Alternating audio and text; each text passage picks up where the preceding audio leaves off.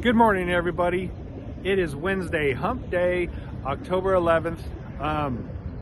We're at our 55-mile spot.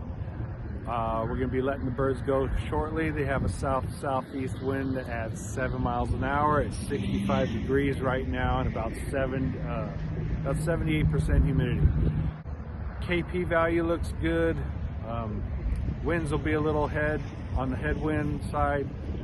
At the end, today's video, we will have a little surprise for everybody, something we're trying out today. We experimented with it yesterday, so we'll see how it goes today. Also, again, from here on out, the birds will all be let go in a mass, one release, no more level at a time. We should be able to beat the birds home and watch them come in. So everybody have a great day, and here we go.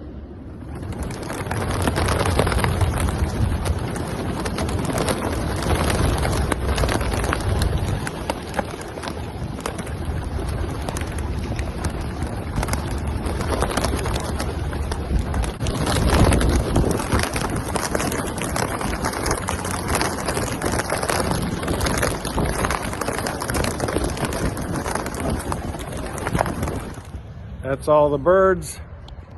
Let's see here.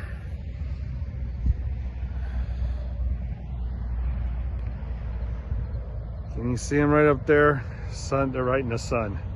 So anyway, that's all of them. We'll see you at home.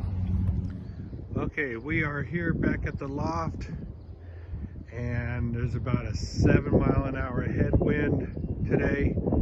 So the birds are gonna be a little slower. I'll work them a little harder. We'll see how they do. They're not here yet.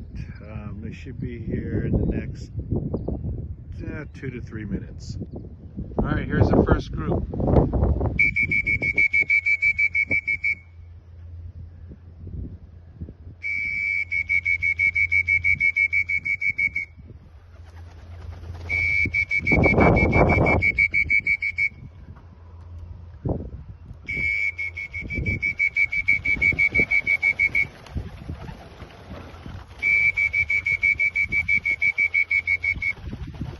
Oh, guys, get in there. Second group.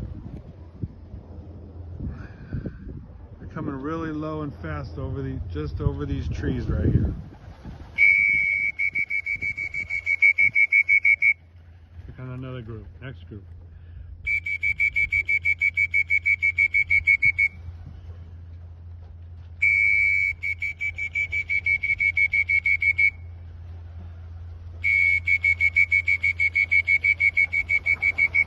Another group. Another group.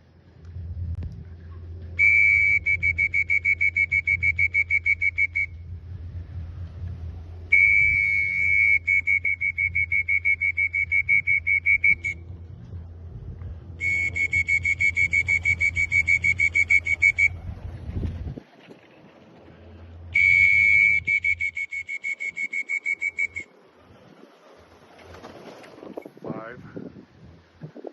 Oop, right there. Here comes some more. All across the sky. This is what the surprise is. We put some GPS trackers on a couple birds that were left over from last year. By looking at this, we could kind of see something happen.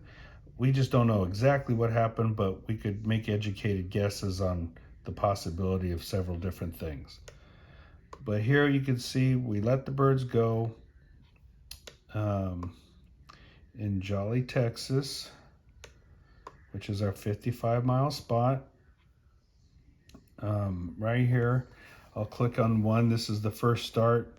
It started at 7:32, but this is 1 hour off.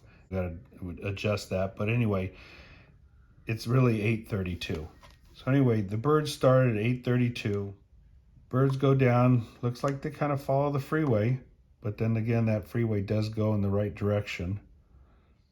Here they go through Henrietta, still along the freeway. And then right here, the freeway turns a little south.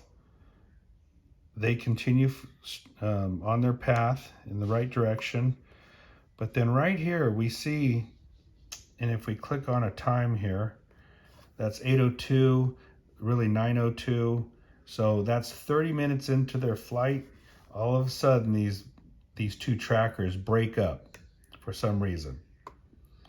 Then they continue on down, down, and then right here, we'll come back to this little area in a minute. But you can see that this one bird continued straight, good path, until he gets home. But if we go back to this area I wanted to pay attention to up here, we notice, okay, so if we click on this time, 8:22, and somewhere even over here, 8:21, these birds are even right here, right? So then we're looking at, and then we click here, now it says 9:16 there, but over here it's 8:24. So we got almost 45, we got a little over 45 minutes, 51 minutes difference. So something happened, but we zoom into this area right here, we see that this bird stopped.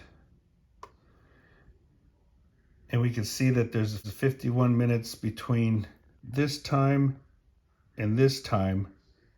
There's 51 minutes. So this bird, if we keep zooming in, you can see that there's several pings right there. When that bird came home, I didn't notice anything wrong with the bird when it got home, like if it hit something, but all I could kind of assume is it stopped and maybe it was hiding from something. We go back and we look at why these birds separated, because I did measure this, and it's about 2.5 to 3 miles apart between the two paths that these two birds were taking. So looking at that, something happened somewhere. So I just find it really interesting that these birds stayed in the main flock, let's say, up until here, and then all of a sudden they broke up and started to take different paths.